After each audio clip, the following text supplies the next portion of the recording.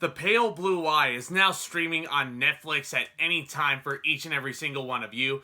This was written for the screen and directed by Scott Cooper, who brought you movies like Crazy Heart and Black Mass. This is based off of a famous novel by Lewis Bayard, and Scott Cooper actually got Christian Bale to star in this one. And Christian Bale playing a detective in a murder mystery set in the 1830s. All that put together sounds like a movie that is right up my alley, just stylistically speaking. And as I've mentioned, Bale plays a veteran detective who investigates a series of grisly murders, all with the help of a young cadet who will eventually go on to become the world-famous author Edgar Allan Poe. Poe in this movie is played by Harry Melling, Dudley Dursley from the Harry Potter movies. And this guy's making quite a career for himself, isn't he? What, outside the Queen's Gambit, The Tragedy of Macbeth, and The Old Guard? All great projects. This one actually might be his best performance. And I know, this is coming from someone who loved him as Malcolm in the Scottish play.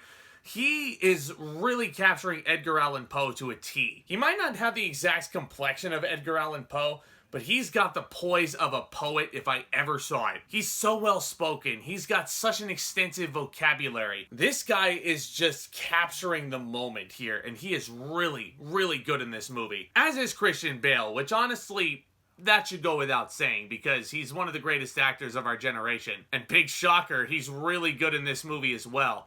But this is a part for him that is extremely devastated. This is a character who's extremely weather-beaten and put through the ringer, and Christian Bale is going through the whole range of emotions here. This character has a daughter who had run off before the antecedent beat here, and that leads to a lot of juicy emotional material for this guy, who is just on top of his game, as he always is. And I'm not even really going to dig into any more spoiler-related territory here. Not even really going to talk about why this daughter ran off, so to speak.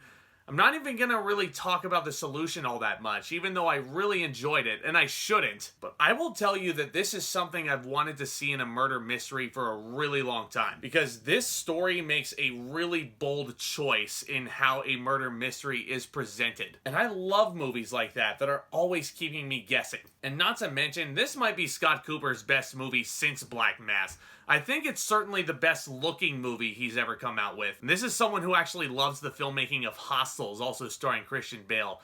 The cinematography in The Pale Blue Eye is so unbelievable. Keep a close eye out for Scott Cooper's affinity for shadows in here. And the way that they're able to use natural light also to capture this story reminds me a lot of The Revenant. And I think The Pale Blue Eye is definitely a very solid mystery with great performances all around from Bale, Melling, the living legend Robert Duvall himself. My only little gripe with this movie is that I think it's a little bit too long. The second act definitely has a lot of meandering little moments here and there. And there's a certain button that the movie hits where I'm like, boom, that's the perfect ending. It's so satisfying. Keep it, you're done. But then I was shocked to find out that this movie had about another 30 minutes. And don't get me wrong, these last 30 minutes are incredibly important, and it kind of makes the big picture of the movie make all that much more sense.